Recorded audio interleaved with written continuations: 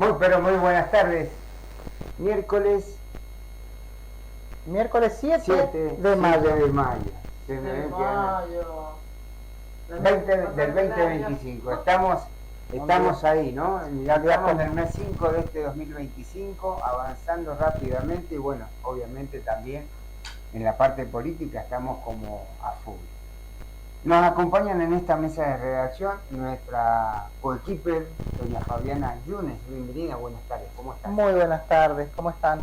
Te decía que un día como hoy era el natalicio de la señora Eva Duarte. Correcto. Por eso así. recuerdo que es 7 de mayo. Muy bien, muy bien. Bueno, y también nos acompaña en esta mesa de redacción la ex legisladora, mandato cumplido, sí, Andrea Blandini. Bueno, vamos a hablar algunos temitas ahí con ella que son bastante del momento, bastante de la agenda política y obviamente del gobierno de la provincia. Vamos a hablar también un poquito sobre lo que fue el discurso del gobernador durante el fin de semana o el 1 de mayo. Y también vamos a tener como invitados a Guido Peña por la CCC y por el PTP. Así que luego lo vamos a tener al secretario general de Ladrilleros, que nos viene a contar un poco sobre su mirada de la política en cuanto al PJ Mendoza. También estamos esperando la confirmación, Roberto Gallardo, presidente del PJ de las Heras, que lo estaríamos esperando para el último segmento de nuestro programa de hoy, Argentina Hoy. Bien, y damos comienzo. Primero le decimos a nuestra audiencia, buenas tardes, bienvenido a este espacio.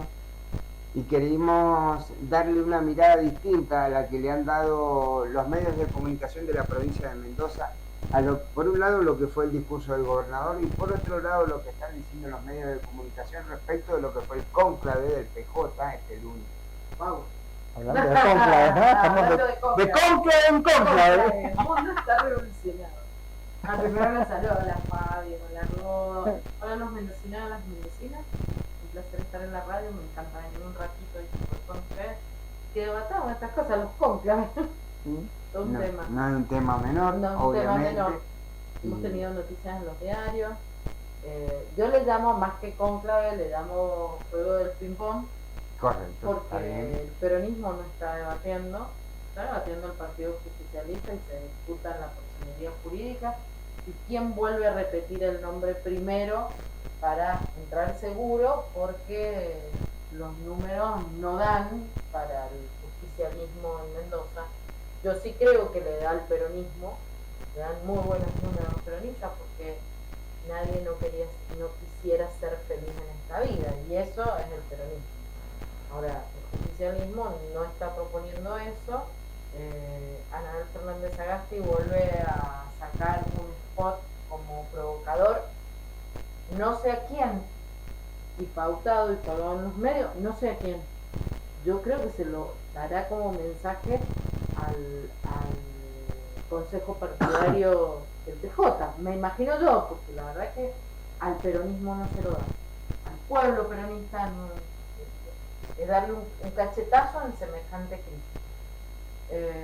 Y por el otro lado tenés esto que fue la reunión ayer, si no me equivoco, ayer o antes de ayer, del PJ, del Consejo Partidario, que lo preside Emir Félix. Sí ha sido una convocatoria interesante porque aparentemente han estado calculo que el 90%, porque de 28 han ido 26. Sí. De esos 26 hubo un voto negativo y una abstención. Todos votaron porque el 31 de mayo se diera el Congreso Partidario y que ese Congreso Partidario tiene como primera cosa a resolver que reforma de Carta Orgánica por las PASO. Acá abro un paréntesis. Eliminar las PASO es un retroceso en la democracia y eso significa que vamos a volver a las históricas internas. Le pido a los mendocinos y a las mendocinas que busquen, porque si hay algo que sirve la tecnología es que no soporta archivos, y tanto las internas radicales como las internas justicialistas movieron grandes sumas de dinero allá en el 2011, que fueron las últimas en las que yo participé y puedo dar ejemplo de esa interna. competí contra, en ese momento, Marcelo Costa, que era uno de los espacios, Emilio Caram era el otro espacio, y nosotros éramos el tercer espacio en Godoy Cruz. Se llegó a poner una carnicería en la puerta del Rengo Aguilera, en ese momento, que todavía una carnicería donde se repartió carne. Eso fue la interna partidaria del PJ allá en el 2011. O sea, una cosa, incluso aparte de Vetusta, vieja. Eso deberían hacer en ese congreso, definir, me imagino que irán a definir cuántas líneas estarán ahí compitiendo, y armar el cronograma electoral de esas internas. Porque también hay que decir que todavía Cornejo no toma la decisión de si va a ir desdoblando, si van a haber pasos en Mendoza. Todavía no tenemos ese detalle, si hay o no hay pasos en Mendoza, si va a ir con Milei, si va a llamar en febrero elecciones, que está habilitado a hacerlas, porque estas son las intermedias, y lo permite, por decisión del gobernador, modificar, y en lugar de llamar en el año anterior, en octubre, como se hace normalmente, como está estipulado, llamar en febrero, eso lo puede hacer. Inmediatamente estarían asumiendo, porque los diputados y senadores que se votan en esta legislativa recién asumen a fines de abril del año 2027. En esa situación estamos, en una situación muy de cúpula, no de peronismo. Y creo que eso es lo que... Miren, cuando hablamos ahorita que vos dijiste, bueno, estamos en ese momento de su nacimiento, no podemos dejar de mirar a esa Eva militante. Esa Eva militante que pataconeó cuanto lugar y rincón hubo para que liberaran a Perón, se lo entregaran al pueblo y pudiera empezar el proceso de gran transformación de la Argentina, que lo hizo el peronismo. Y eso es el peronismo, no es otra cosa que eso, no esto que estamos viendo en este momento, que es, bueno, sí chicos, decíanlo. Ahora, eso va a ser una boleta que haga feliz al pueblo de Mendoza, y yo no lo estoy viendo.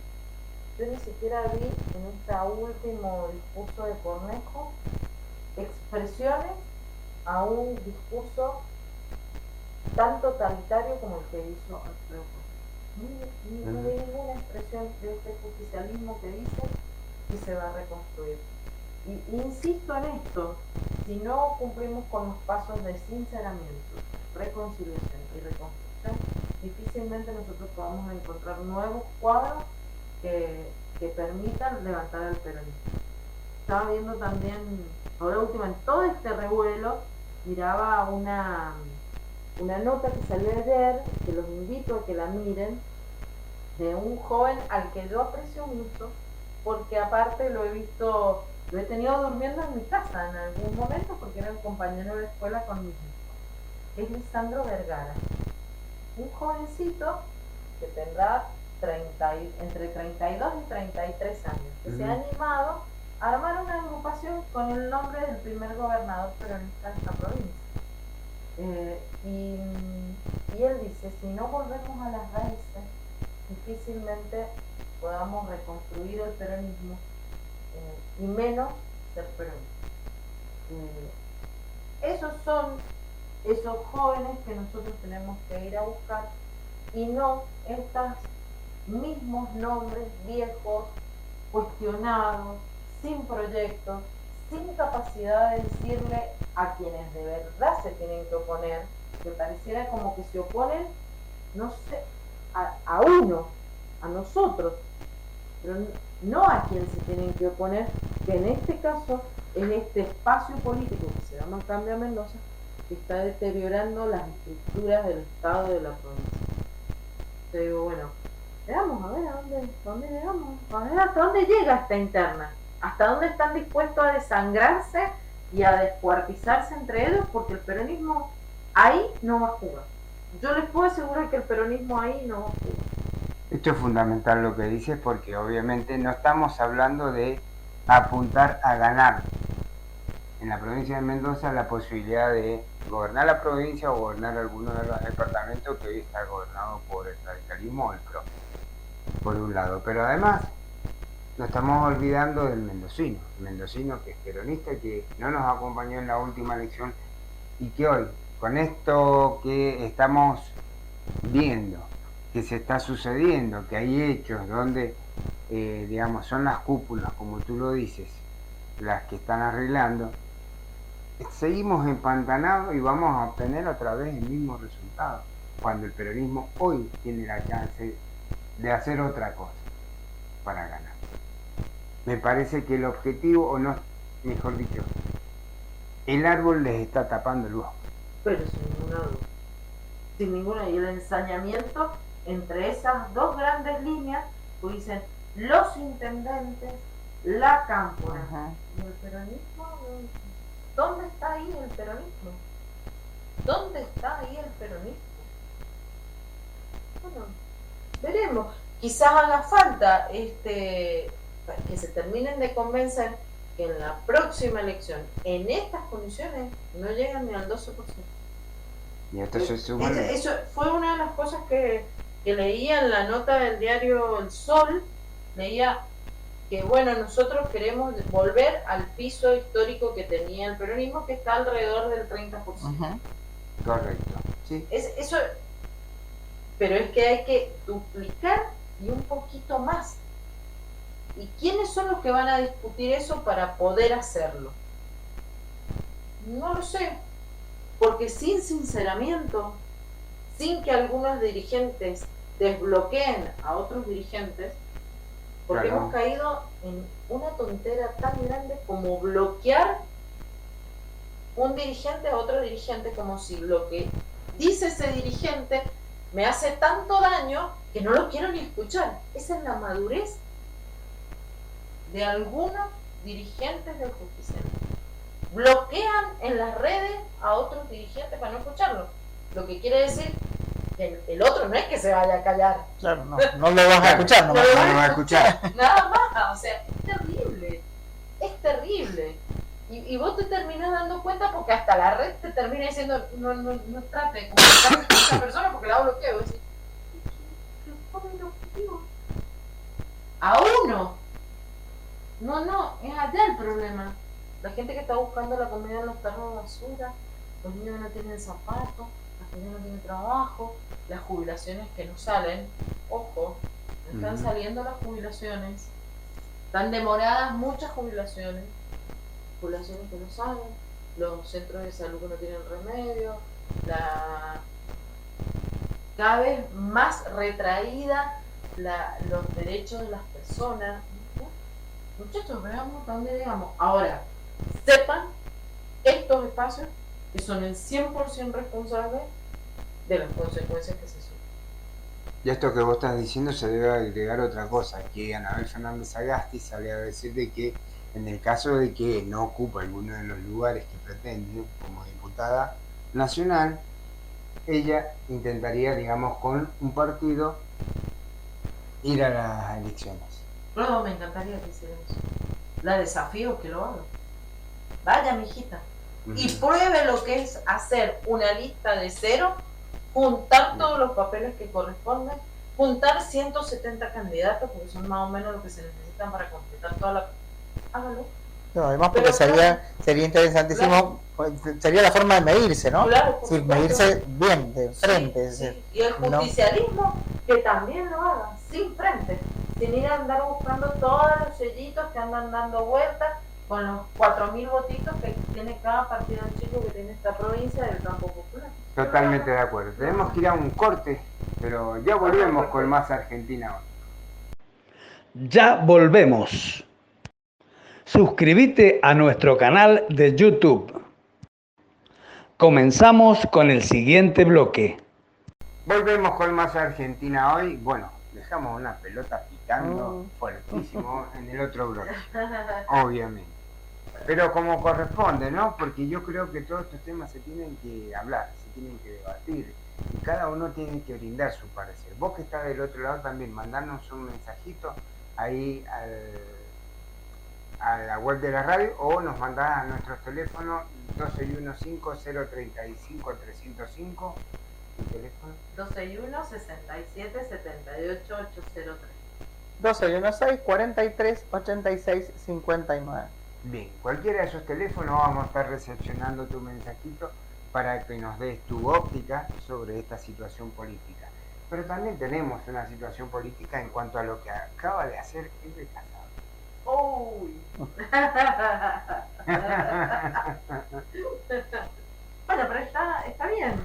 Está bien. Me parece Para correcto. Es coherente, ¿no? Sí, sí, Es coherente. Es coherente. Sí, Eso ha totalmente. sido coherente, que Sí. le gusta insultar, le gusta perder las formas. Digo, me parece que le pega bien lo de libertario. Sí. Le pega le bien, complica un poco la situación al gobernador. obviamente, pero aparte, digamos, un poco de devolver lo que ha recibido en esta parte de gestión donde está como gobernador. Sí, claro, sí. Sí, me parece que lo iba a terminar haciendo. Ujú. No es de las mujeres que me hubiera gustado que represente a la mujer mendocina. No, Pero- no me siento representada. No, claro, no. Pero creo que era hacia donde ella se dirigía, aparte de seguir a Patricia Bullrich, que digo que es Patricia Bullrich es la persona que más ilesa ha salido y saldrá de la historia argentina y no termino de entender por qué. Qué cosa rara, ¿no? Ay, sí, pero es que puede decir, hacer o lo que fuese, que tiene la ficha limpia todo el tiempo. Una cosa increíble, realmente. Es muy fuerte lo de Patricia Bullrich. Que bueno, Totalmente. esos han sido los caminos que ha seguido Bebé Casado. Estoy en total desacuerdo con ella, me parece desagradable. Me parece que una médica antivacuna es muy loco, que no hace honor a su profesión para nada. Y la verdad es que no. Cuesta entender, ¿no? Cuesta entender. Sí. Cuesta entender porque en realidad vos pensás que se recibió seguramente en el mismo lugar donde muchos de ellos, muchos médicos estamos escuchando que te convocan, que están desesperados porque lleguen. Y la escuché a esta señora, ¿no? Sí. Vos decís, qué raro, ¿qué pasó? Y faltó el día. Claro, ese día El día del juramento hipocrático pasó? faltó. Sí, realmente. Fue No, mira, inocente. yo compartí la cámara con mujeres muy fuertes, incluso con Laura Montero, y había una calidad política, incluso discursiva, muy rica. Muy Claro. rica. Bueno, Y bueno, nada. Que se vaya no es más que una confirmación de lo que ya. Aparte lo expresaba él. Claro, no, no, Sí, sí. sí. Y el otro tema es, Luis Petri ahora en qué instancia ha quedado, porque hasta donde yo sé, digamos, no, dice que no se presentaría como candidato a gobernador, pero en todas las jugadas que ha venido haciendo hasta el momento apunta ahí. Sí, mirá, yo creo que hubo un quiebre ahí de Luis Petri y su mujer y unas declaraciones que hubieron. ¿Recuerdan Sí. eso? Yo creo que ahí incluso ha habido un alejamiento porque si criticaban al kirchnerismo por ser cerrado ante opiniones diferentes, esto de los libertarios es directamente como la Inquisición, o sea, vos no podés decir que estás en desacuerdo en una coma con ese ser que es presidente y con su hermana, no lo podés hacer. Así que me parece que ahí ha pasado algo, que hay un silencio en el medio y que se soportan. Veremos qué pasa en este proceso electoral, si va a haber lugar para Petri o no, si Cornejo le va a abrir la puerta o no. Nadie dice nada, hay mucho silencio. A Cornejo está muy complicado porque Mechi ya no lo amenaza, lo amenaza a Milei que si se lleva a Cornejo el Partido Demócrata, que es uno de los garantes de la Libertad Avanza en la provincia, se retiraría de la Libertad Avanza.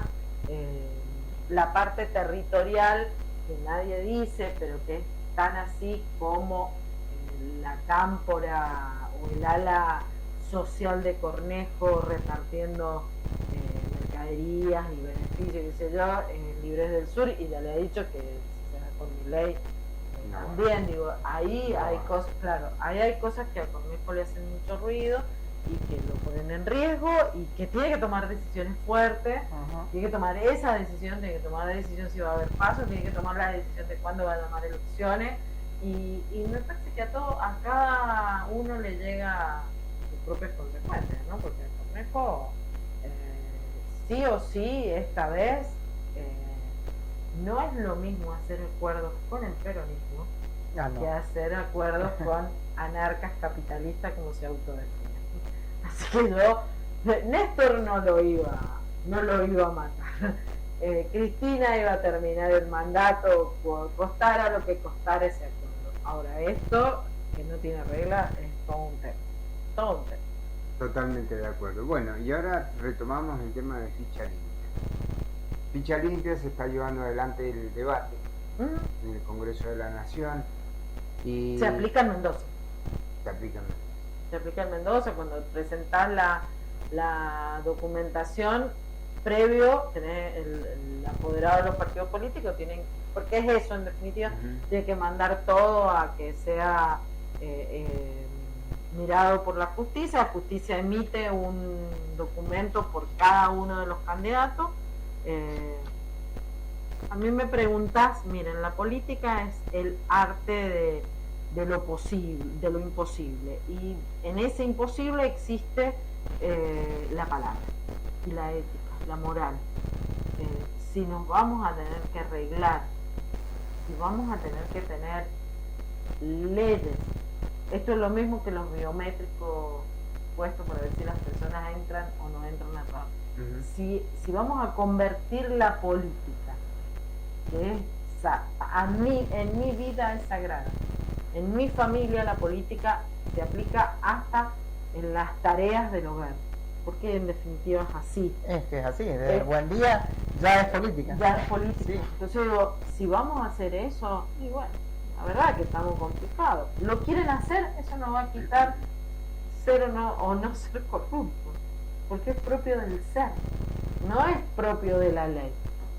Están discutiendo y sí, pónganlo. Lo están poniendo para que una mujer, que en este caso se llama Cristina Fernández de Kirchner, que esto tiene mucho, nosotras que somos mujeres, esto tiene mucho que ver con las mujeres, de imposibilitarnos y de dejarnos como lo peor, ¿no? De aplicárselo en específico a ella, y eso no quiere decir si uno la ama o no la ama, más o menos. Las mujeres deberían pensar esto, deberían pensar lo que es, para que el ejemplo que ponen, y en todos los discursos, yo venía escuchando los discursos, Ujú. y terminan remitiéndose a la candidata, no Ajá. candidatos o candidatas Claro. que no Con tengan nombre la y ficha apellido. limpia, hablan de la candidata. Correcto.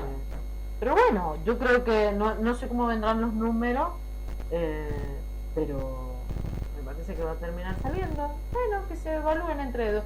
Si a vos, Fabi, te hacen ficha limpia, ¿la tenés limpia? Absolutamente. Perfecto. Me parece que sos buena candidata. Ahora te pregunto, ¿te van a llamar? No creo. Ah, ahí está el problema. No ¿me entendés? creo. Esos son los candidatos que tienen que surgir. Rodo, vos, ¿tenés ficha limpia? Totalmente. Bueno, eso es lo que hacen. No está abierto el juego. Está para censurarse entre ellos, para aplicarse el castigo entre ellos. Pero si ellos buscaran, mira este niño, que a mí me dio una alegría, Lisandro Vergara, verlo, porque incluso he seguido su recorrido de estudiante. Ajá. Entonces digo, ese niño, ¿en qué lista va a estar? ¿Merece Claro. una... ¿Va a estar? Ah, mira, repasarlo y recontrapasarlo por ficha limpia, está limpio. Está limpio. El problema es que se están matando entre ellos a ver cómo se sacan Claro. entre ellos. Claro. Ah, no va a estar más Cristina Fernández que... Y eso quita la corrupción. Eso quita que el presidente de la nación argentina está involucrado en una estafa de moneda virtual. Chicos, ese hombre está involucrado en una estafa de moneda virtual. ¿Eso lo quita la ficha limpia? No. No. La ficha limpia impide que un presidente diga palabrotas en el mundo. No. Eso debería ser, ¿no? O sea, me parece. Es que no es que sea así. Y otra cosa que me pareció espantosa mientras iba escuchando lo que hablaban los senadores es este país, este país, este país. Yo soy muy de ponerle el énfasis a las oraciones, porque las oraciones tienen una intención. Siempre. Si es tan porquería este país, ¿por qué no se van? ¿Por ¿Por qué no dejan ¿Por qué el querés poder? seguir siendo candidato y que estar ahí, no? ¿Entendés por qué? Si es este país de porquería. ¿Y quiénes son? Si este país de porquería, ¿quién lo hace? Vos, Porque- yo, todos. O sea, Claro. es muy loco cómo nosotros con lo discursivo echamos sobre la masa social una mochila que la masa social no puede llevar, si son Claro. ellos. Y ahí estamos en esta discusión. La verdad que siempre le pongo esperanza en una cuestión, de verdad, le pongo esperanza y alegría. Bueno, y sí, A veces esto es cuesta lo un poco mi- más. esto es lo mismo que el Papa. Si yo no creo que van a elegir lo mejor para representar a la Iglesia Católica en el mundo, y la verdad que uno pierde las ganas de vivir. Y yo tengo muchas ganas de vivir, tengo ganas de seguir viendo democracia, tengo ganas de seguir viendo lisandros que tengan ganas de apostarle a la política. Tengo muchas ganas. Estamos sobre el final de este bloque. Bueno, yo quiero invitarte a hacer un cierre con respecto al tema del discurso del gobernador. Algo muy cortito. Cortito, Cortito. te lo tengo re cortito. Le habló a los maestros 25 minutos. Maestros que los tiene bajo el yugo de la opresión. O sea, sueldos malos, arraigo que algunos no se los pagan y resultados que han sido muy malos. 25 minutos le dedicó a eso sin inversión. Pero bueno, él seguirá en su locura. Minería plantea mega minería, Mega no minería. plantea minería sustentable. Ya hace toda la payasada de la piedra con el Sí, vino y el ese agua, ejemplo que hizo, pero yo lo único que digo es, modifiquen la Constitución del 94 que tenía un convenio para ser revisada en el 2023 a nivel nacional, y ninguno de estos que están debatiendo la ficha limpia se ponen a fijar sobre eso, que es el 1,5 de la ganancia del barro minero que declara el empresario. Ajá. Y que las empresas no pueden ser ninguna de la República Argentina, tienen que ser todas extranjeras. Mientras eso no suceda, pues Blandini seguirá recorriendo las calles de la Argentina y en particular las de Mendoza para decir, miren, no conviene, no sirve, ¿y para cuándo te van a contaminar el agua? Y lo otro es que de turismo, creo que a una de las ¿no es? Matrices más fuerte que tiene la provincia, le dedicó creo que 2 párrafos, porque la verdad que está muerto. Convoco a todos los hoteleros, a todos los dedicados al turismo, a que nos juntemos a hablar cómo resolvemos esto, porque no sé cómo están haciendo para sostener un hotel abierto sin gente. No lo sé, o sea, pobre todo ese sector, porque no sé cómo lo está haciendo. En Mendoza, en el último fin de semana largo, esto lo tengo que decir, Bien. me van a cortar. No. Tenemos más feriados que con el Sí. gobierno peronista. Absolutamente. Venimos sin semanas completas de 4 semanas trabajadas, febrero, marzo, abril, mayo, y los que no trabajaban eran los gobiernos populistas, ¿no? Pero Claro. en este fin de semana largo, Mendoza no tuvo ni siquiera el 50%. Ujú. Pero Así que eso tengo para Y decirle. el al otro gobernador. antecedente que hay que poner y hay que dejarlo bien presente es que hoy Córdoba en su promoción turística habla de la promoción del vino. Ah, mira. mira, Mira. los cordobeses. Los Cordobeses. Los cordobeses. Nosotros no tenemos un solo programa de turismo que les facilite a los que hacen turismo poder tener ganancias. No hay. Que venga y me lo diga así. Sí, mirá, es esto, o les damos este beneficio, o tienen estas promociones en todo el país, o no sé qué, no hay nada. Yo no sé cómo se están sosteniendo. Yo quisiera saber cómo se sostiene. Muchos de ellos dicen cerrado, Claro. muchos de ellos dicen se alquila. Bueno, esa es la realidad del turismo. Y de los mendocinos, obviamente estamos hablando no solamente del turismo, sino también de todos los comercios que surgen alrededor, ¿no? Bueno, el turismo te mueve todo. El turismo te mueve las naftas, te mueve el comercio, te mueve las comidas, te mueve te mueve la limpieza, te mueve, el turismo mueve mucho, Claro. mucho, los espectáculos, los medios de transporte. El turismo es una industria que mueve mucho. Bueno, Es así. acá no hay Bueno. nada. Llegamos al final de este bloque. Vamos a un corte, pero ya volvemos. Andrea, muchas gracias por acompañarnos, por traer esta temática y por hacer el aporte que haces a este programa de Argentina hoy. No, gracias a ustedes por permitirme hablar. Muchas gracias, Andrea. Muy Vamos al amable. corte. Ya volvemos. Suscríbete a nuestro canal de YouTube. Comenzamos con el siguiente bloque. Volvemos con más Argentina hoy. Bien, estamos en el día a día, ¿no? Que vamos dando una novedad, otra novedad, otra novedad. Y habíamos hablado de esto cuando estuvo presente uno de los gremios que invitamos y hablaron sobre el artículo 173 de la OIT, que hablaba sobre el tema de la desvinculación de los trabajadores. Y en el día de ayer tuvimos otro fallo de la justicia a nivel nacional, esta vez con el INCA. Justamente hablamos de las productoras de contenidos y esto como que deja la puerta abierta para que las productoras contraten personal, pero que no esté blanqueado. Mirá vos. Así que les leo un poquito lo Sí. que es el fallo. Por favor. La Asamblea Federal del INCA rechazó de forma unánime la resolución libertaria que suprimió de la ley de cine la obligación por parte de las productoras de presentar el libre deuda sindical. Los gremios del sector ahora se preparan para presentar un amparo ante la justicia. La Asamblea Federal del INCA rechazó sin votos en contra la resolución 272/25 dispuesta por el gobierno libertario que suprimió de la ley de cine la obligación por parte de las productoras de presentar el libre deuda sindical relativo a sus obligaciones laborales para su fiscalización. Esto es, ampliamos un poquito la información, todas las empresas que tienen Productoras. productoras que tienen su personal en relación de dependencia tienen que presentar el libre deuda ante cada sindicato y ante, digamos, donde van a pedir el financiamiento para el personal que va a trabajar en esa producción.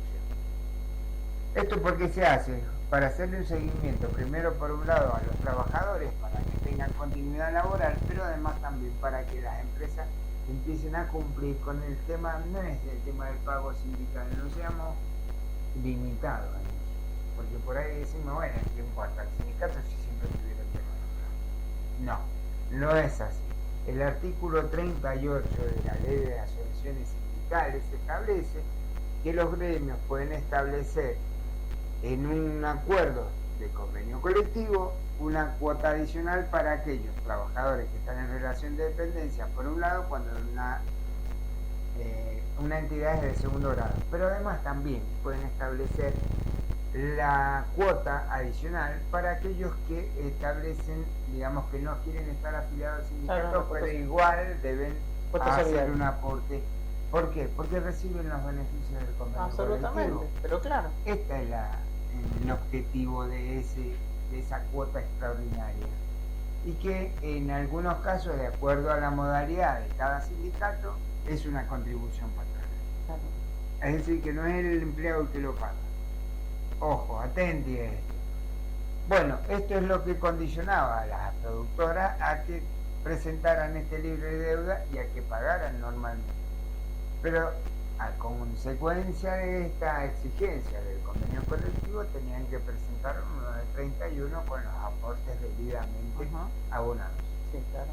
Entonces, porque, a ver, años atrás siempre escuchábamos la queja, el reclamo de parte de los actores, de parte de todos aquellos que tenían vinculación con las productoras de cine o de TV, de que llegaba determinada edad no tenían los aportes jubilatorios.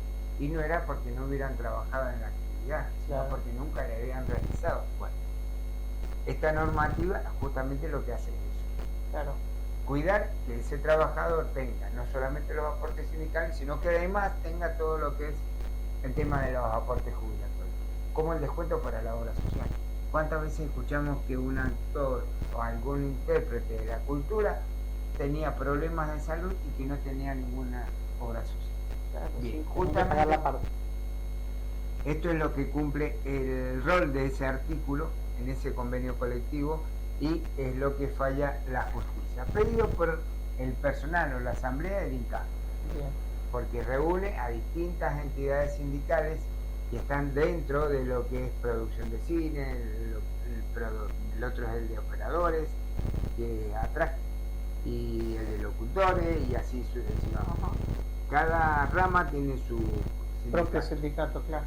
Entonces, te sigo leyendo. Tras esta edición de la Asamblea del INCA, que sin embargo no es vinculante, desde las organizaciones señalaron que continuarán trabajando en conjunto para defender los derechos laborales, el trabajo registrado y la producción nacional. Bien. Según pudo saber este matutino, el próximo paso es presentar un amparo en la justicia para impugnar la determinación por lesionar los derechos laborales.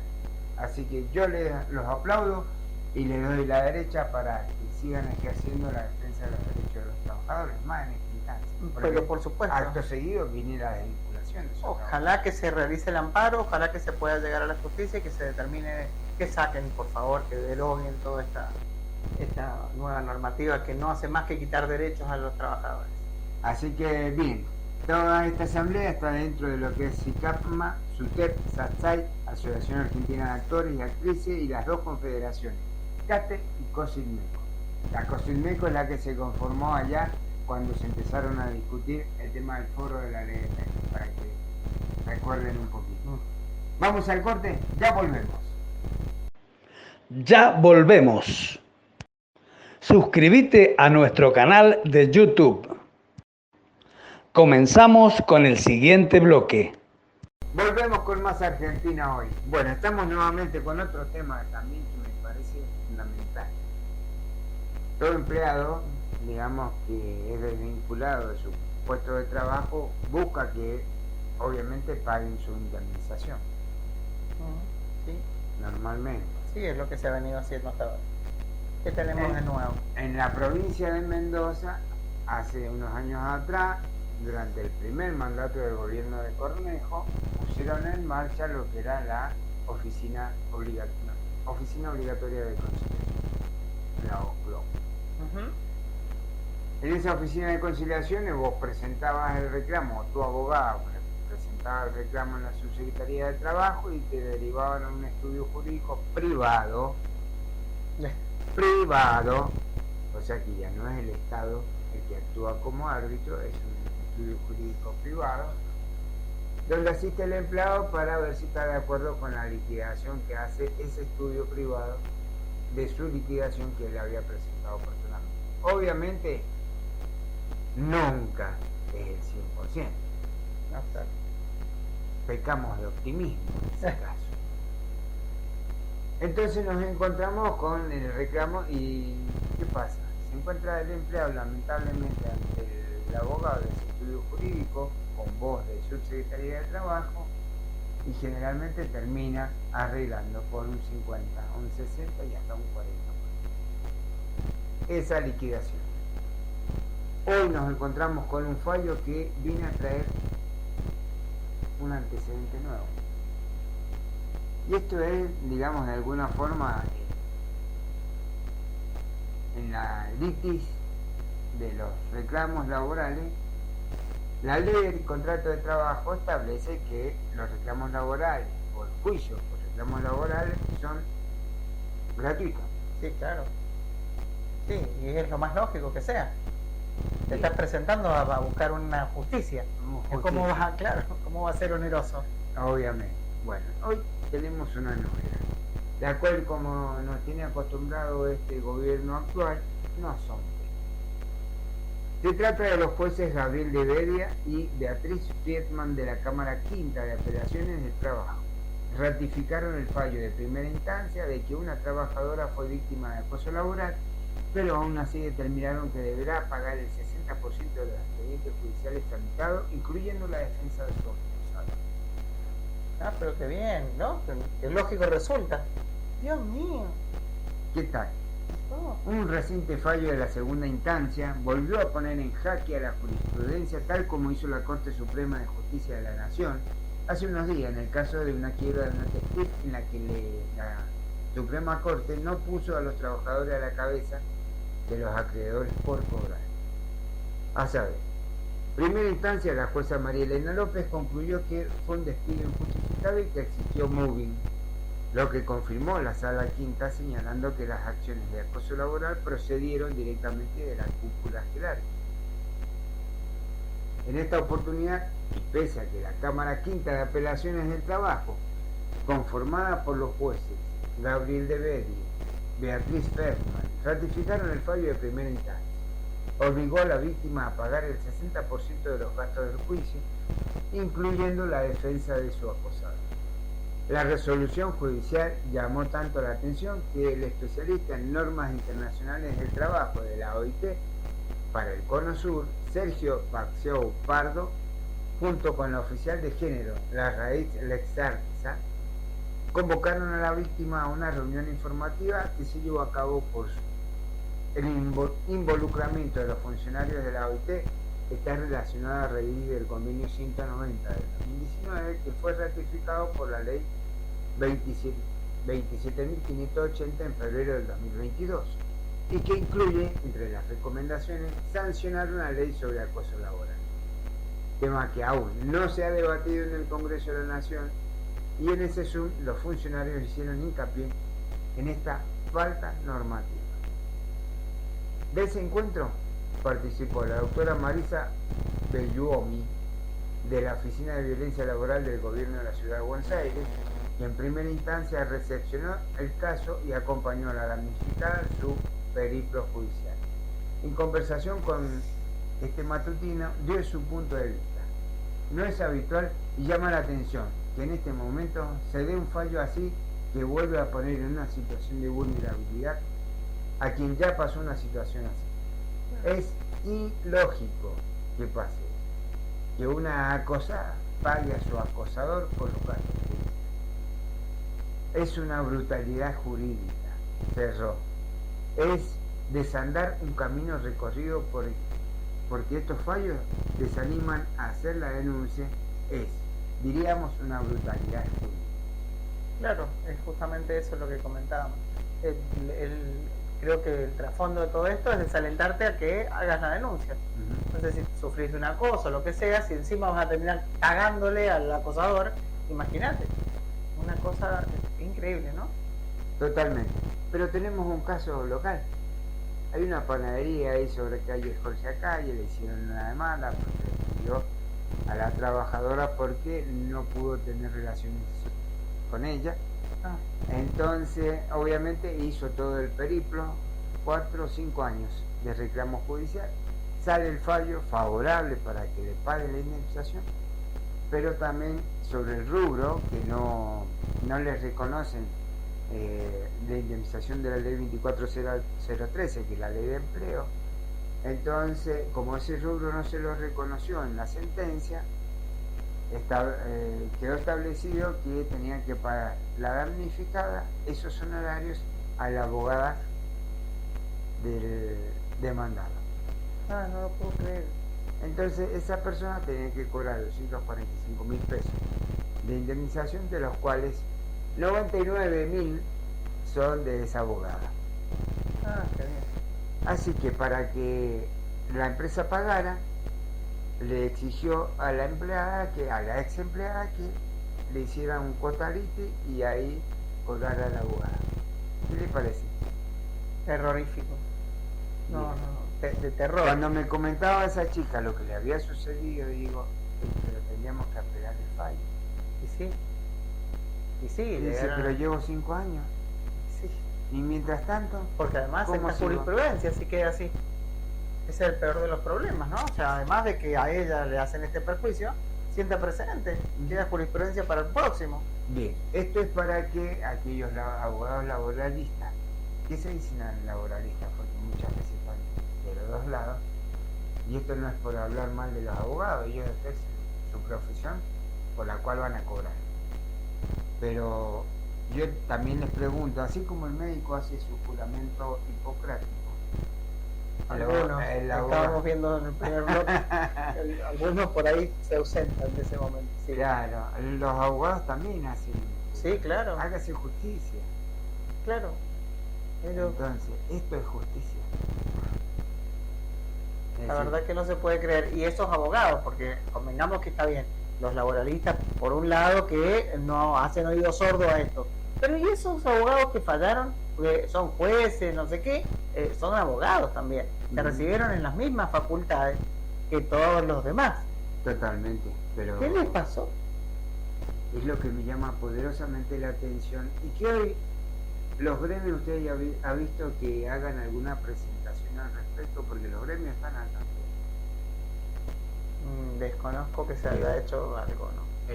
No es en el caso del Estado, pero sí en el caso del ámbito privado. Sí, sí, los Entonces, sindicatos privados. otra vez claro. volvemos a la situación CGT, gremios, estructuras, y hoy están reclamando y van detrás de conseguir un lugar en las listas para las próximas elecciones, y por qué no para las del 2027.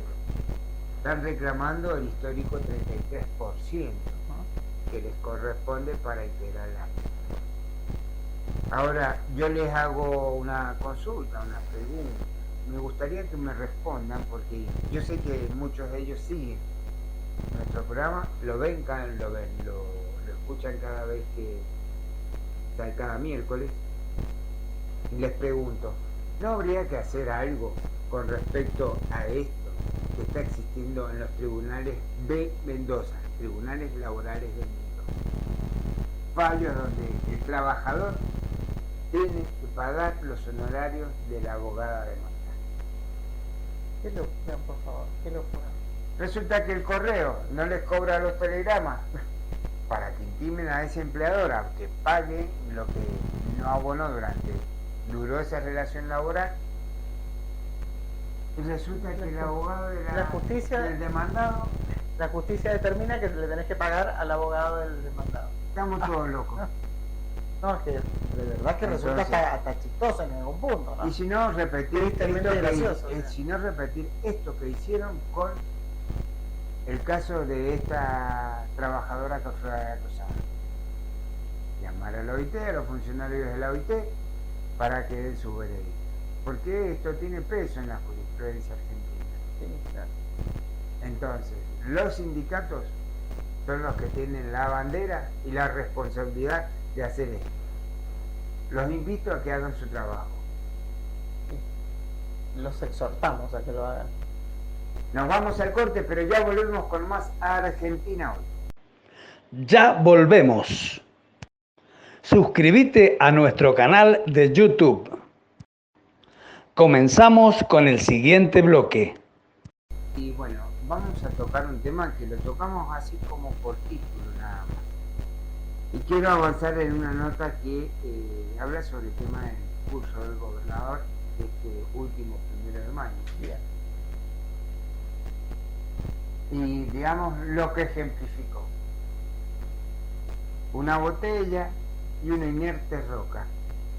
Los símbolos que utilizó el señor gobernador, pero no alcanzan a responder las dudas de la población, de los que estábamos presentes, o los olvidos en su discurso, ¿no?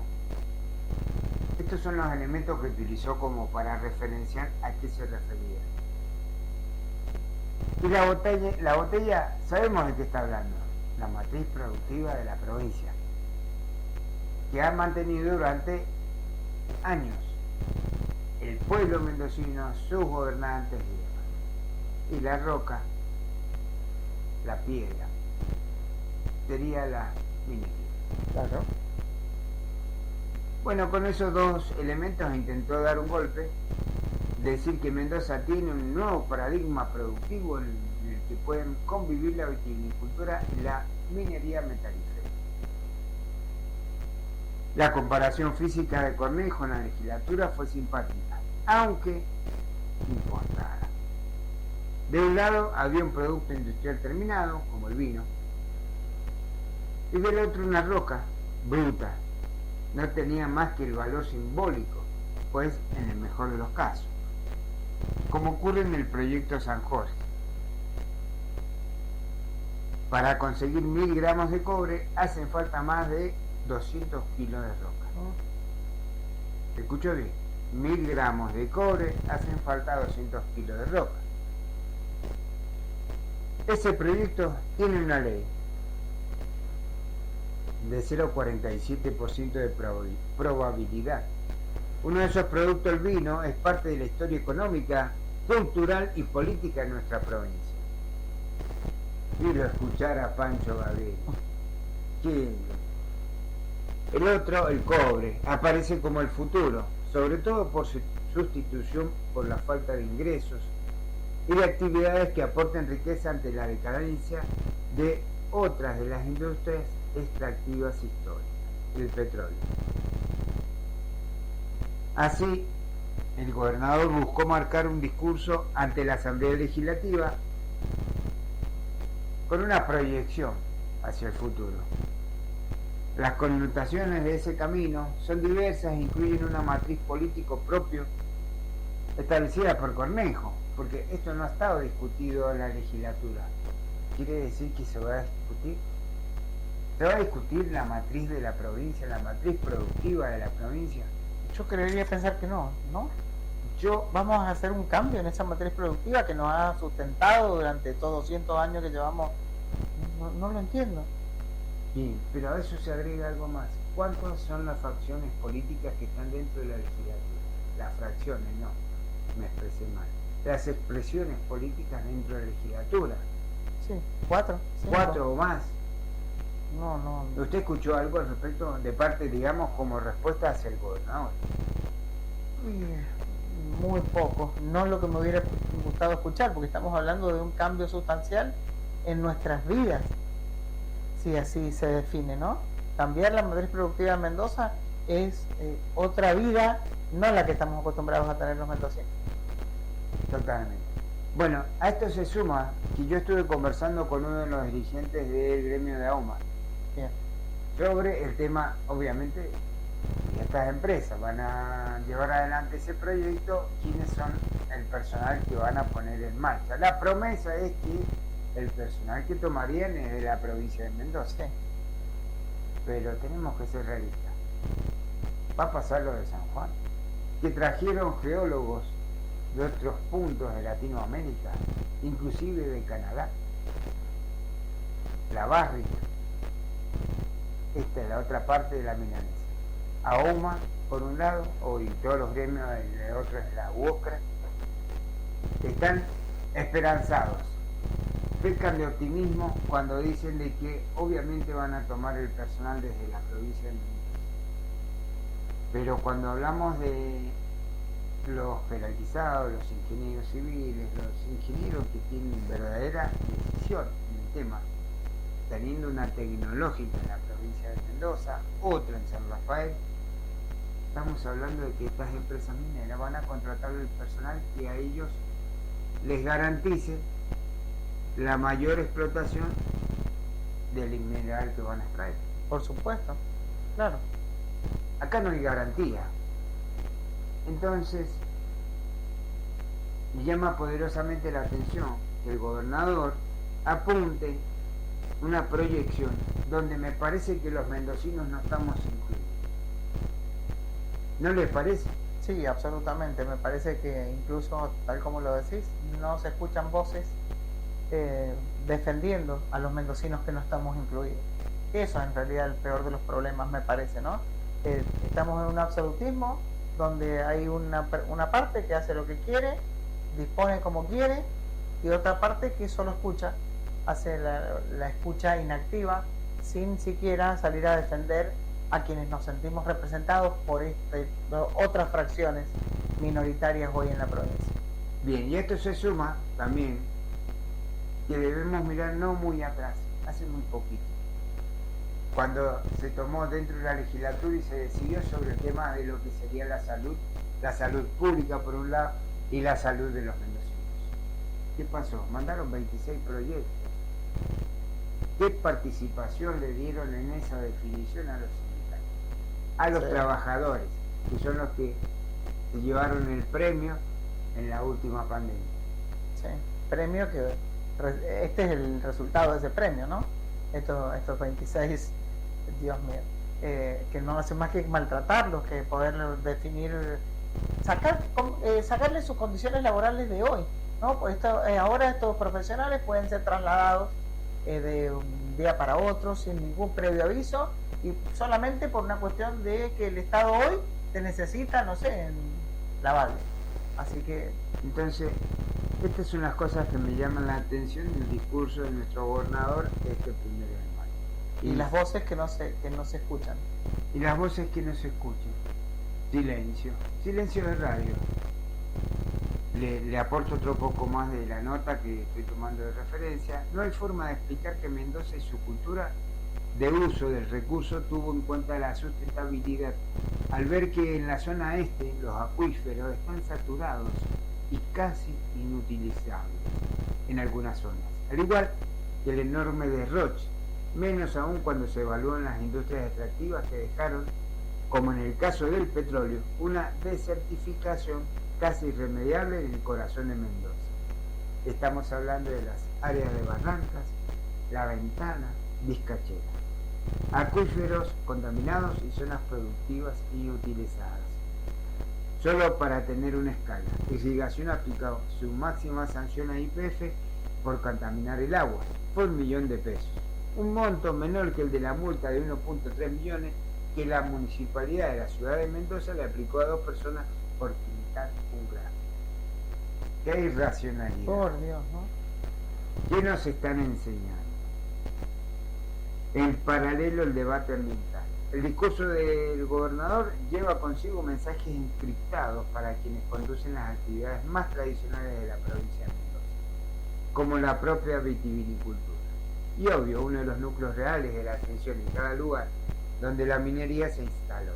El dinero, cómo se recauda, cómo se distribuye y qué se exige. Ese debate no está dado en la provincia de Mendoza, pues la marca se la lleva a la discusión primaria por los controles y la promoción inicial. La mala experiencia de Potasio Río Colorado puede ser un punto de partida. Por esta razón lo vamos a tener aquí, quizás no lo tengamos presencial, sí en vía telefónica, a don Eduardo Sosa, el licenciado Eduardo Sosa, ¿sí? Aquel ambientalista que a través de la organización OICOS presentaron recursos de amparo y bueno, fue uno de los autores de la 7722. Ajá. Mira vos qué interesante. Entonces lo vamos a tener acá en el próximo programa. Así que lo queremos ahí del otro lado del vídeo, del otro lado del micrófono para que nos dé su perspectiva, su óptica. ¿Qué habría que hacer? ¿Qué haría usted? Porque el desempleo sigue avanzando. Y nos están prometiendo una industria para generar empleo y no sé si va a ser para Mendoza. Entre comillas, generar empleo. ¿Generar empleo? Pongámoslo ante la de juicio, porque no lo sabemos. Bien, los malos ejemplos de la provincia vecina también. San Juan, por ejemplo, uno de ellos, el departamento de Iglesia, donde está Veladero. No solo de pobre, aun cuando tiene la mina de oro más grande del país y hasta hubo sospechas de corrupción. Tampoco se desarrolló una industria pesada que sea relevante. Neuquén, que vive en una nueva fiebre del petróleo, es otro ejemplo. Neuquén es la que también tiene parte de Vaca Muerta. ¿Es correcto? Sí, correcto. El gobierno provincial, en el caso de Mendoza, nada de dólares. Nada en dólares, pero depende exclusivamente de los vaivenes de Vaca Muerta. Sin plan anticíclico, desarrollo de industria o amplitud de su matriz. Por eso, ha vivido crisis profunda cuando el precio del petróleo cae. Y de eso somos testigos las mendocinas, porque también pagamos un combustible carísimo cuando somos productores. Sí, también otra de las cosas raras.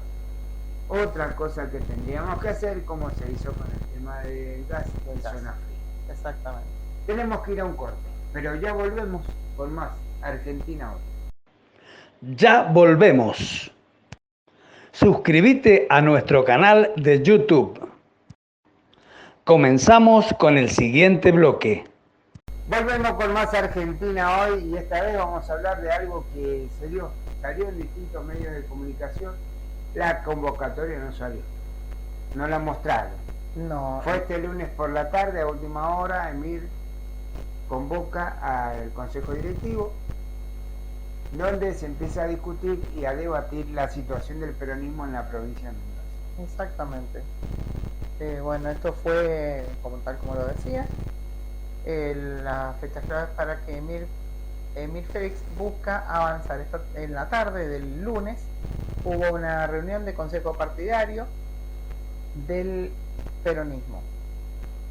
El presidente del Partido Justicialista Mendocino, Emir Félix, convocó para esa tarde al consejo partidario, que es una especie de comisión directiva, para que acuerden algunas fechas importantes camino a las elecciones legislativas nacionales del 26 de octubre próximo, ya que no hay aún resolución respecto a las provincias, porque el gobernador, ya sabemos, Alfredo Cornejo, aún no ha definido, no ha comunicado si se desdoblará o no de los comicios locales. En este encuentro peronista se decidió formalmente la fecha para el Congreso Partidario, que posiblemente sea el próximo 31 de mayo. Ese órgano máximo definirá entonces el cronograma electoral, fecha de internas abiertas, ante la suspensión de las primarias abiertas simultáneas y obligatorias nacionales, que posiblemente sean el 3 de agosto, pero decimos posible porque insistimos en eso. No podemos saber todavía qué va a suceder acá en Mendoza. Además, pueden ser hasta febrero del año que viene. Son más de 20 los integrantes del Consejo Partidario que deberán sentarse en la mesa junto a Félix, entre ellos la intendenta de Santa Rosa, Flor de Estefani, quien es la vicepresidenta primera y pertenece como el presidente al ahora llamado sector de los intendentes. La vicesegunda, la concejal por Luján de Cuyo, Paloma Calco, quien es parte de la cámpora, que está cuestionando el accionar de los jefes comunales y exige algunos puntos para no romper.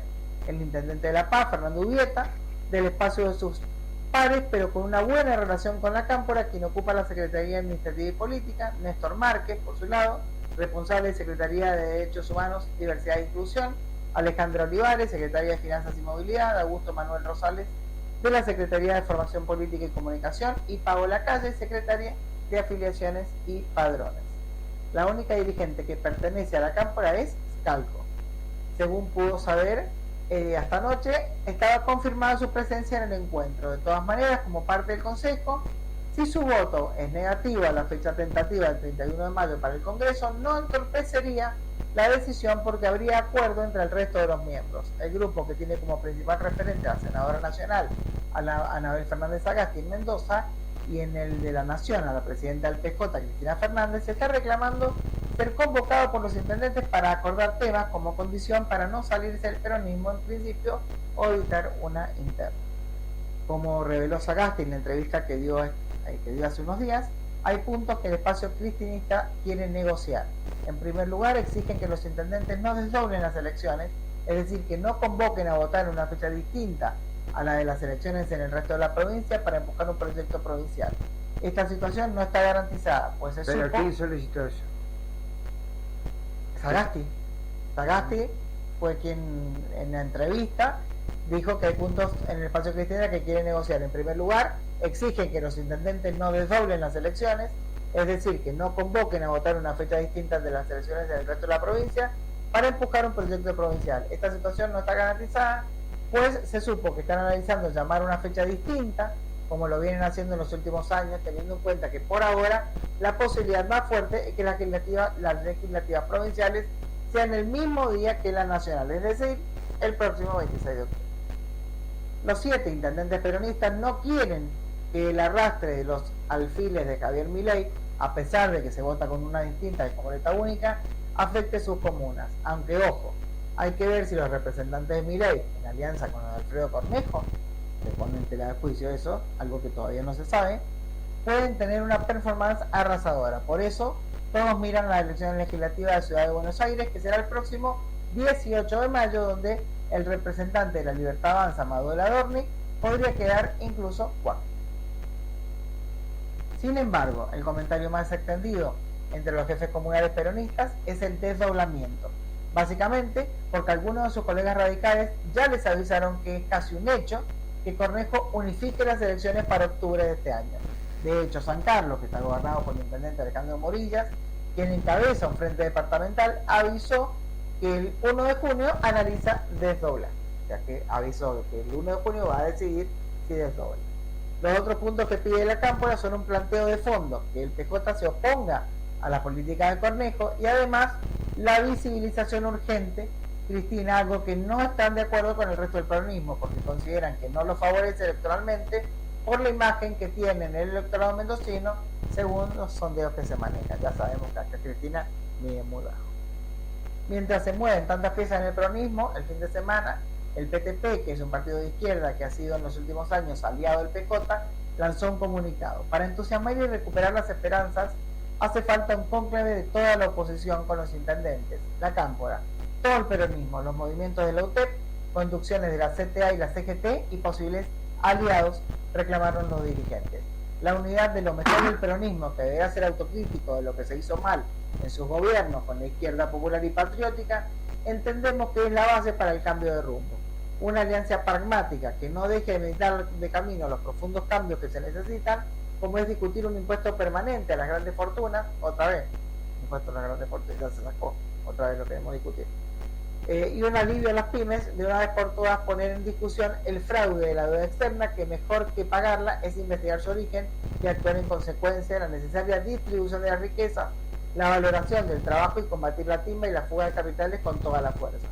Esa es la agenda contra Milei y Cornejo. Ojalá el frente opositor esté a la altura. Bien. Bueno, a mí, justamente yo lo que quería hacer hincapié en esta acción, ¿no? Esta repercusión que hace el PTP, ¿no?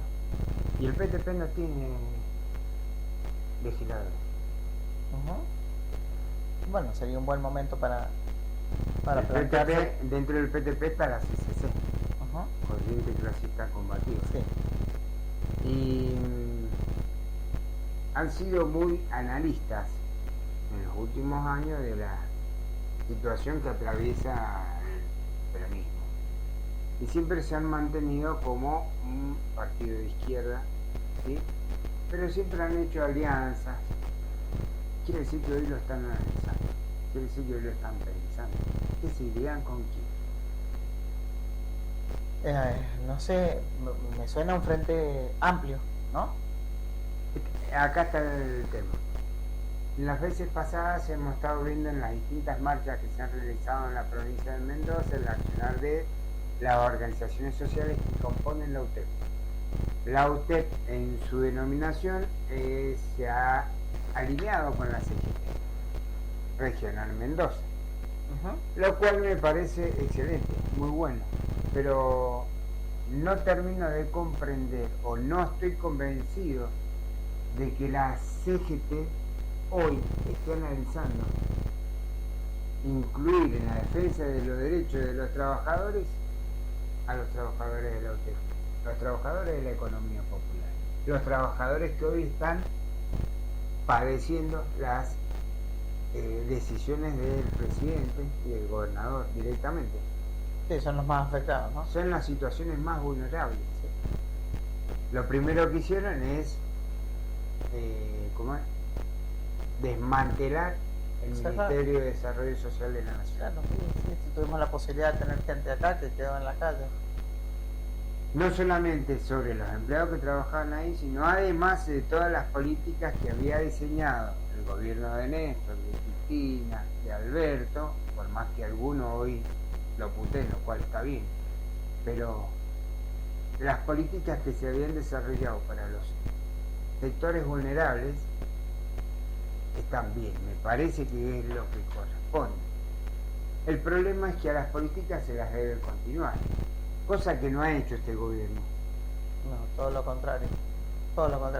Sabemos que cualquier medida que existía justamente para salvaguardar los intereses de la gente menos pudiente, este gobierno ha ido contra ellos. Lo que llamó la casta, que no estaba identificada, bueno, después la identificamos. Yo, para llegar a la conclusión que me parece que no ha hecho este gobierno de ámbito nacional, pero tampoco ha hecho el progreso. Sí, totalmente. ¿Y por qué lo digo? Usted dígame, de las comunas de la provincia de Mendoza, ¿cuántas son las que tienen el área de desarrollo social y que tengan activo asistiendo a los trabajadores de la economía popular o a las personas que están en extrema vulnerabilidad? No existe. No. No existen políticas para eso. Es decir, que si tenemos las comunas radicales o pro con esta actitud, lo tenemos al Cornejo que está al señor gobernador que está desmantelando esta área, lo tenemos a Libres del Sur que todavía no ha tomado una decisión de que si lo acompaña o no lo acompaña Cornejo. En mi casa decían, tiene manchas y hace mu. ¿Qué será? Bueno, en el caso de las organizaciones sociales, en el caso de Libres del Sur y en el caso de ¿a dónde se va a alinear Cornejo? Para ir sacando punta al ovillo. ¿Dónde se va a alinear el gobernador en esta instancia? No va a desdoblar porque no le conviene políticamente. Claro, no, le conviene el arrastre, entendiendo que va a arrastrar. No va a desdoblar.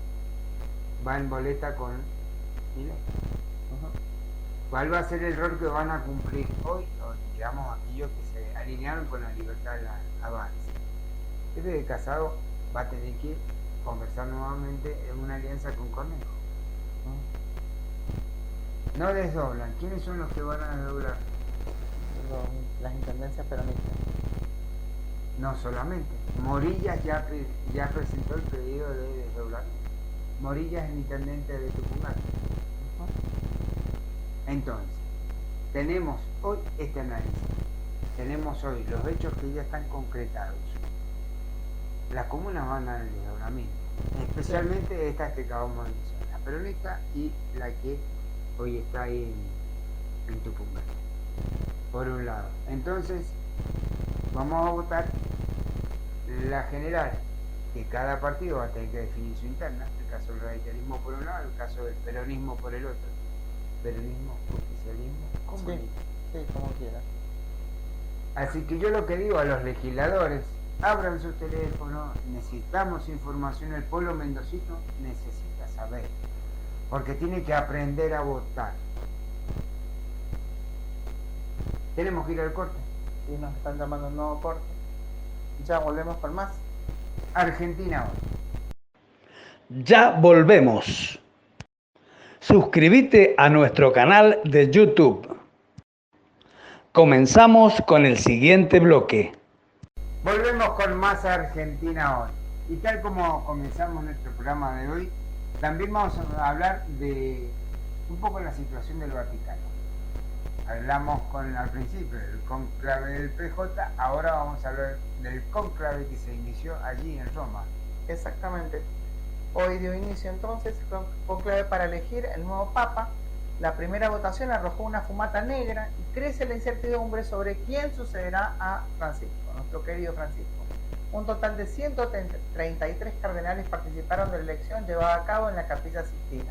Los candidatos, bueno, ya sabemos, son de los 133, ya lo vamos a estar mirando, pero no son todos papables, digamos. No todos pueden ser papas. La chimenea del Vaticano arrojó este miércoles entonces una fumata negra, lo cual indica que en su primera votación los cardenales no pudieron elegir al sucesor del fallecido Papa Francisco. Todas las novedades de la jornada se van sucediendo minuto a minuto, lo que va a continuar en la madrugada de hoy, ahora a las 5:30 de la mañana, hora argentina. El conclave entonces continuará este jueves. La primera votación del día será a las 5:30 de la Argentina. De persistir la indefinición, se realizará unas horas después. En Italia dan por tierra una sucesión bergogliana en el trono papal. Según consigna, un diario importante de ese lugar, el cónclave para elegir al sucesor de Francisco está más asignado por la fragmentación que por una clara línea sucesoria. Así cita el medio italiano una fuente de las congregaciones, una suerte de precónclave entre altos cargos eclesiásticos. La paradoja de este cónclave es su propia fragmentación, que no perdona ni siquiera a los cardenales considerados bergoglianos. Incluso, aunque a la mayoría de los cardenales los haya nombrado Francisco, todos están divididos. Citó, el sitio se llama Corriere della Sera. Por tal motivo se han formado grupos de 5, 7 o 10 cardenales que votan de una manera considerada bergogliana, aunque no conseguirían de esa manera mayoría para obtener un candidato continuo. O sea que estamos complicados, parece, para la continuidad del Papa Francisco. El cónclave comenzó este miércoles con una primera votación que arrojó fumata negra. Desde este jueves habrá 4 votaciones por día. Una vez elegido, se espera que los fieles puedan conocer entonces al que sea sucesor de Francisco. La verdad que cuesta entender un poco cómo viene esto. Son 4 más. Al parecer, ¿cómo se va dando? Al principio la primera son 133, de los cuales no todos son papables porque hay requisitos que cumplir, por ejemplo, ser menor de 80 años. Ese es uno de los requisitos fundamentales. Entonces, hay algunos que superan esta edad, entonces no pueden ser papas, pero sí pueden votar. En ese caso, entonces, la primera votación, suponete que de los 133 hayan, no sé, 100 votos, uno para cada uno casi, ¿no? Entonces se va viendo ahí, a partir de las votaciones que siguen, cómo se van definiendo los que encabezan, digamos. Si yo estoy de acuerdo con que vos seas el Papa, pero vos tuviste un solo voto, y bueno, voy a buscar más o menos tu misma alineación en otro candidato que veo que obtuvo más votos. Y así es como se van cerrando, digamos, hasta llegar a 5 o 6, que son los más votados, y ahí entonces se elige el Papa. Así es como se va. Estaremos pendientes del tema porque obviamente nos interesa a todos los que habitamos este mundo. Sí, totalmente. Justamente hoy hacía uno de los canales de acá de Aire, hacía una cobertura del lugar y nos comentaba la chica que está cubriendo el evento que el mundo entero, que hay responsables del mundo entero esperando justamente la fumata negra o blanca, porque de eso depende en realidad muchas cosas. O sea, no es así nomás el Papa que tengamos. Es iglesia abierta, iglesia cerrada, puertas abiertas, puertas cerradas, con una mente que puede volver otra vez a cerrar las puertas a una comunidad LGBT, o bueno, hay mucho por ver qué va a pasar en los próximos días. Lo importante es que ya hasta el viernes tenemos como máximo, ya vamos a conocer el nuevo Papa. ¿El viernes? El viernes. ¿Y qué pronto? ¿No es muy pronto? Sí, no sé, pero hay 4 votaciones por día, imagínate. Ya hubo 4 votaciones más jueves, 4 jueves y viernes, 3 días. ¿Sí? ¿Será? Bien. Lo que esperamos es que sea, digamos, el que atienda a todos los sectores por un lado, pero además que deje las puertas abiertas de la iglesia. Claro. El error, digamos, y esto yo soy practicante de la fe católica, yo creo que durante mucho tiempo el catolicismo ha estado separado y tenemos que hacernos cargo de eso, ¿no? Tanto el sector religioso como aquellos que somos los que practicamos esa religión. Es fundamental. Yo no soy practicante, pero debo reconocer, no me siento representada por esta iglesia. Y soy bautizada, tomé la comunión de confirmación, pero la verdad que después de eso mi alejamiento es absoluto, ¿no? Hoy soy agnóstica, me considero agnóstica, no tengo ninguna fe de ningún estilo. Sí debo reconocer que este Papa me llamó a la reflexión en un montón de cosas, no en cuanto a la fe, eso no lo tengo para discutir, pero sí en la forma y el estilo y lo que decía, la mente muy abierta hacia cosas nuevas, ¿no? Cuando hablaba hace un rato, miraba, él estaba en una facultad y los llamaba a los educadores, les decía, se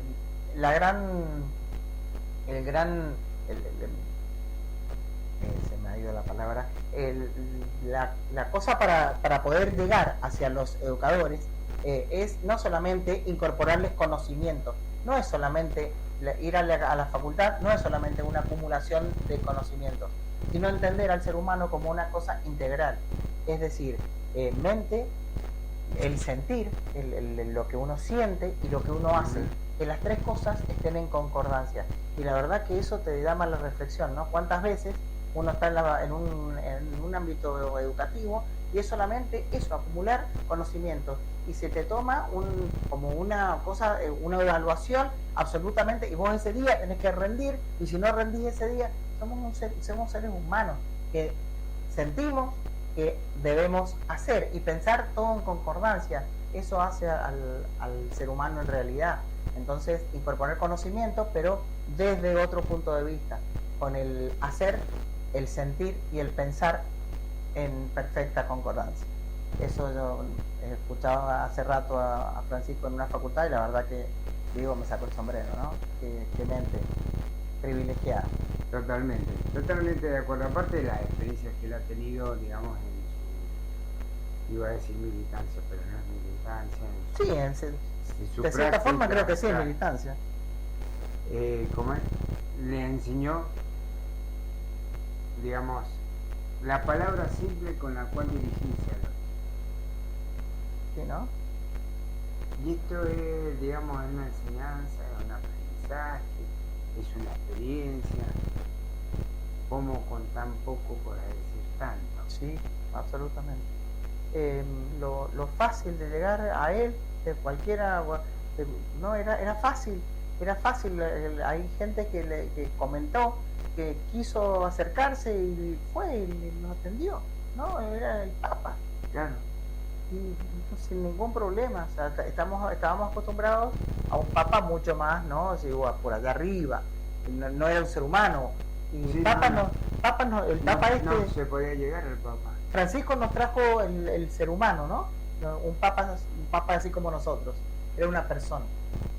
Bueno, tengo los 16 que pueden ser probables para el Papa. Bien. Y entre ellos 16 destacan como principales papables. Ujú. Papables. Sí. Bien, y me sorprende quién saca la noticia, ¿no? Porque hay alguien que son especuladores, son diario Clarín. Bien. Bueno, por eso hay que tomarlo, digamos, hay que tomar la información, Sí, claro. nada más. Sí, claro. Este diplomático, Pietro Parolin, de gran experiencia, ejerció como secretario de Estado número 2 del Vaticano durante casi todo el pontificado de Francisco, tras ser nuncio en Venezuela, Ujú. y un hombre de primer plano en el cine internacional. Ese es uno. Es italiano. Sí, así es. 70 años. Sí, él es uno de los que más suena. También. No sería la continuidad de Francisco. No. Pier Battista Pizzaballa, italiano. Patriarca latino de Jerusalén. Sí. Buen conocedor de Oriente Medio, este franciscano y teólogo italiano habla hebreo e inglés y llegó a Jerusalén en 1990. En septiembre del 2023 se convirtió en el primer patriarca de Jerusalén en ejercicio, la más alta autoridad católica de Oriente.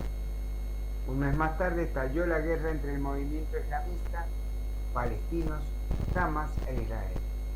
Sus repetidos llamados a la paz lo pusieron en primer plano. Otro de los papables, Matteo Maria Zuppi, Sí, de Italia, también. Sí. arzobispo de Bolonia, Ujú. 69 años.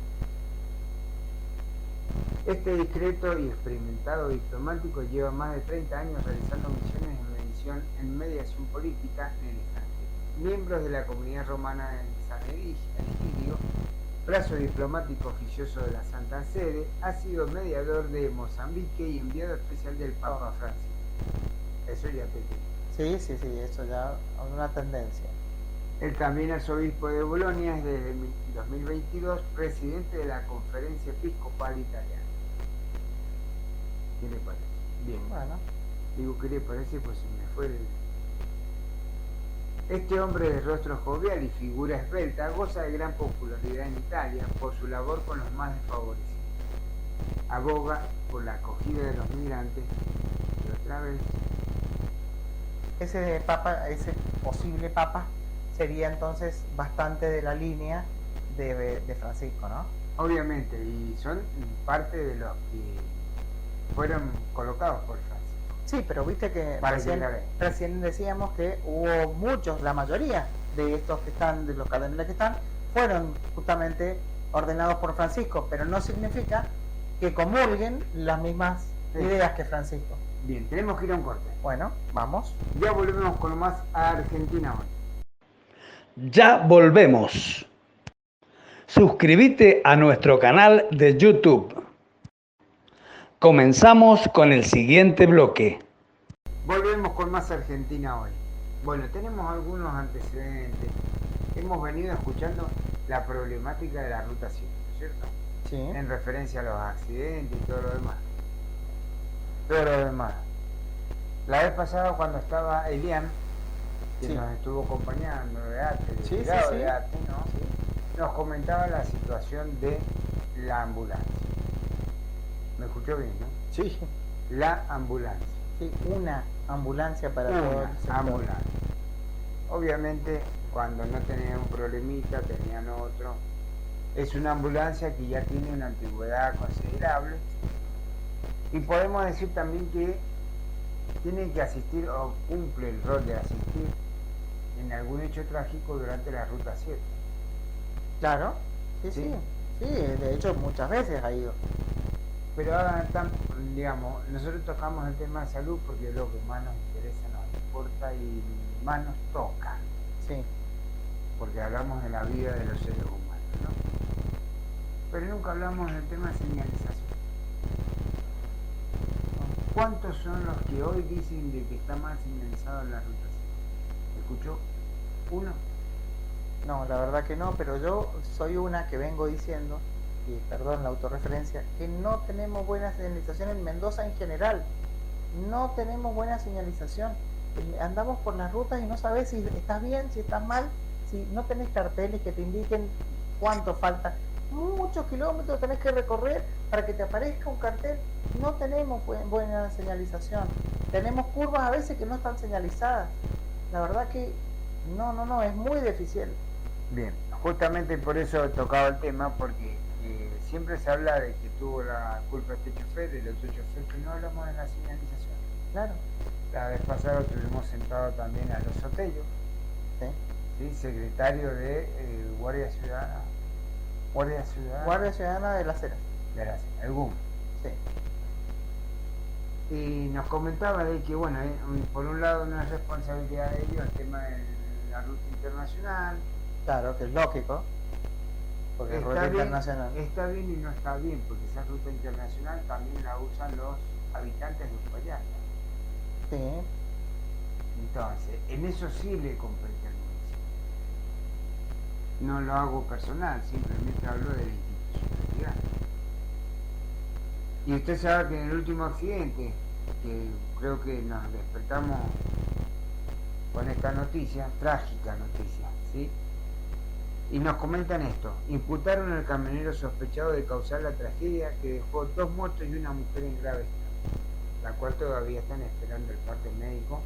Sí, porque esto Porque ha sido hace horas. está con pronóstico reservado. Entonces nos cuentan esto: imputaron al camionero. Sí. El camionero que fue imputado es el que, a ver, para graficar el choque, viene un camionero que se adelanta y se lo lleva puesto el otro que venía en contramano. Y a eso se suma que detrás del camión venía otro vehículo que se caga el camión. Y el camión de adelante queda sobre el vehículo. Murieron el chofer del vehículo, la señora es la que está en el hospital central, y el chofer del del camión que venía por su mano. Es decir, que venía por su carril. Claro, sí, venía normal. Entonces, hoy día tenemos la misma situación. ¿Te acordás el accidente de Ruta 7, aquel que fue informado mal, tarde y nunca, allá por la altura de San Martín? Sí, claro, murieron 17 niños ahí. Claro, bien. Tenemos algo parecido acá. Es decir, acá viene a desarrollarse, o se tiene que desarrollar, cuando actúe la justicia, el tema de homicidio culposo para ese chofer. pero aparte para que no pueda manejar más. Porque una imprudencia de eso, en las rutas argentinas, en las rutas de cordillera, de montaña, que hagas semejante impericia, no es perdonable, porque se llevó la vida de 2 seres humanos. No, tremendo. Y Aparte, Dios quiera que la que sean señora dos. salga pronto. Claro, que sean 2 y no 3. Entonces, voy a avanzar con la nota, así te comentamos un poquito más. El fiscal de tránsito Fernando Giunta imputó a la tarde de este miércoles al camionero de 27 años, que según la investigación preliminar habría sido el responsable del trágico choque ocurrido el martes en la Ruta 7, en alta montaña, y que dejó como saldo 2 personas fallecidas y una mujer internada en grave estado. Se trata de Ezequiel Nicolás Salas, quien manejaba un camión Mercedes-Benz en dirección a Mendoza cuando, por causas todavía resta determinar con precisión, con diversos peritajes y declaraciones, perdió el control del vehículo e impactó de frente con otro camión que se dirigía hacia Chile. Producto de la violenta colisión, el conductor de segundo rodado, Cristian Germán Galdame, oriundo de Tunuyán, falleció en el acto. Tras ese choque inicial, un tercer vehículo, un Toyota Etios, conducido por Carlos Walter Tornelo, de 59 años, no logró esquivar el desastre vial y terminó incrustado debajo del remolque. Tornelo también perdió en el lugar su vida. Su pareja, Rosana Flores, fue rescatada con vida, pero con heridas de extrema gravedad. El fiscal de tránsito, Fernando Giunta, acusó a Salas por homicidio culposo agravado por la multiplicidad de víctimas en concurso ideal con lesiones graves culposas. El joven permanecía este miércoles en calidad de aprehendido, luego de ser asistido en el hospital Kravaloski, poco después del cine. El accidente fatal sucedió pasada las 7 de este martes en el kilómetro 1174 de Ruta 7, a unos 30 kilómetros de Uspallata en dirección al paso internacional con el vecino país. La escena fue dramática. Uno de los camiones volcó y el Toyota quedó completamente devastado bajo el remolque. Rosana Flores, quien viajaba junto a Tornelo, fue trasladada en helicóptero al Hospital Central en estado desesperante. La mujer de 54 años ingresó a terapia intensiva con traumatismo cráneoencefálico y facial. Los médicos debieron intervenirla quirúrgicamente de urgencia y quedó en grave estado, con pronóstico reservado. Triste noticia, ¿no? Terrible. Para los mendocinos. Y acá es donde yo hago hincapié en que el municipio también tiene responsabilidad en el corredor internacional. Lo mismo la provincia, porque la provincia lo primero que hace es derivar el tema en que son rutas Nacionales, sí, ¿no? Entre Vialidad Nacional, la provincia, el municipio y bueno, y nadie se hace cargo. Y el IAN nos contó las condiciones en las que está el hospital. Sí. Entonces, ante estas emergencias, yo creo que hay algo que no está sintiendo, que no está escuchando el señor gobernador. Habla de la prohibición de la minería, habla de la prohibición de lo que sería la discusión de la matriz productiva, pero ¿y la salud de los mendocinos? Bien, gracias. Que Dios te la cuide, porque como está hoy la salud de Mendoza, te digo que si vos crees en Dios está buenísimo, porque tenés a quien pedirle. Claro, no, por eso, justamente. ¿Y la salud de los mendocinos? Bueno, acá esto es lo que tenemos que definir, esto es lo que tenemos que hablar, porque me parece fundamental poner prioridad 1 al ser humano. Seguramente en este accidente haya estado justamente Elian o su par, ¿no? De la persona que está cuando él baja. Y seguimos diciendo lo mismo de siempre, ¿no? En qué condiciones llegan ellos a ese lugar, con qué camionetas, dejando también y pensando qué va a suceder cuando vuelvan, porque no tiene un lugar físico para estar, dependen del ejército que esté abierto cuando ellos lleguen para poder tener un lugar de donde sacar agua. O sea, estamos hablando de cosas, una Claro. situación paupérrima, ¿no? Por eso hablo del tema de salud, de la responsabilidad de quienes nos gobiernan al momento de definir políticas para la población. Y hoy la salud no está dentro de las prioridades. No, claramente no. Es más, en su discurso no se mencionó en ningún momento. No, No se porque él ya menciona. la atendió a la salud.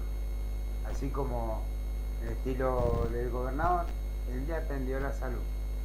En cuanto a paritarias, pero también en cuanto a las condiciones laborales. Modificó todo. Sí, yo creo que, bueno, pensando, a ver, en su estrategia del discurso, era lógico que no hiciera mención a la salud porque se le iban a venir encima a todos. Era mejor dejarlo así, ¿no? A quedarse callado y Pero no decir entonces nada. nos están mintiendo en la cara. Porque la Asamblea Legislativa justamente es los logros que va a obtener. Él habló de logros obtenidos, pero yo lo único que vi es discurso de futurología. ¿Es así? ¿O yo estoy muy equivocado o soy muy Eh, pesimista? Futurología para lo que se viene en cuanto a minería. No veis otra cosa de futurología, nada más. Por eso.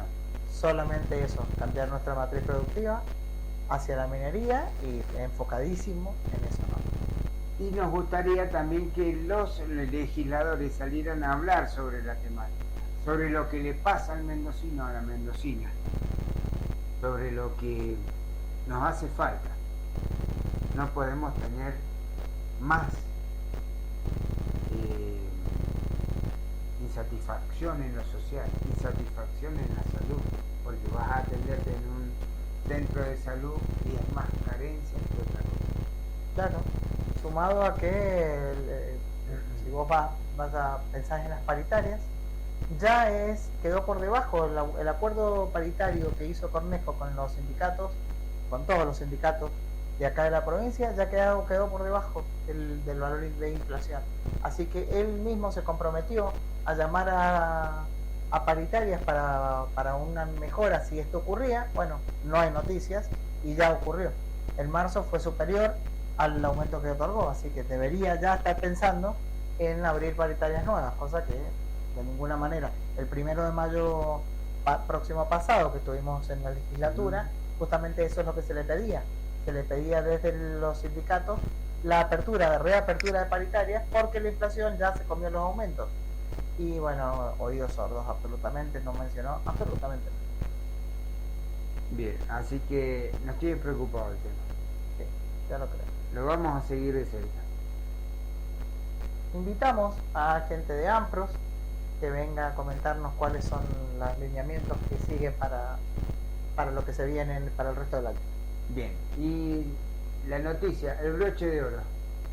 ¿No se imagina cuál es? Luis Petri vuelve a la provincia. Esta vez para hablar de seguridad. Ahí está. Ahí estamos, ¿no? Y así vamos.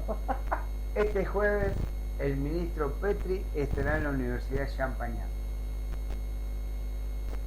Así que bueno, estará presente este jueves en la Facultad de Derecho de la Universidad de Champagnat para dar una charla sobre el impacto de la legislación en la criminalidad y la seguridad. Haciendo foco en la ley 27.375 de ejecución de la pena privativa de la libertad, más conocido como Ley P. Desde la Alta Casa de Estudios explicaron que en sus redes que la charla será un espacio para reflexionar y debatir sobre seguridad y legislación desde una mirada actual y comprometida. Así que ya sabe, de hecho quien lo invitó presentará es la fiscal de homicidios Claudia Alejandra Ríos, Mira vos. quien también es docente en la institución. Ah, qué bien. Van a estar juntos. El encuentro está previsto para las 17 con una duración de 2 horas y más de 500 personas se anotaron para presenciarlo en la biblioteca del edificio ubicado en calle Belgrano de Guadix. Entre ellas se destacan estudiantes, legisladores, funcionarios judiciales y hasta víctimas de delitos.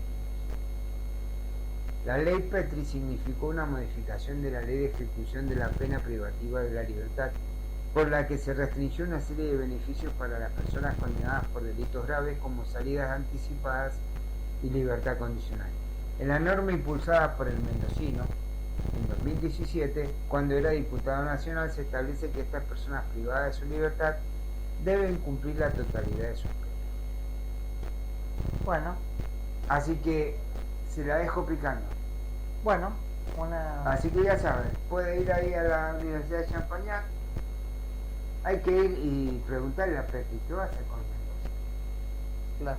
Nos vamos, será hasta el próximo miércoles. Hasta el próximo miércoles, muy buenas noches y muchas gracias por dejarnos entrar en su casa a estas 2 Hacemos un horitas de descanso en la Argentina. DC. Doña Fabiana, gracias por acompañarnos. A nuestra audiencia que siempre está del otro lado del vidrio, del otro lado del micrófono. Gracias y nos encontramos nuevamente el miércoles. Adiós. Buenas noches. Adiós. Chau.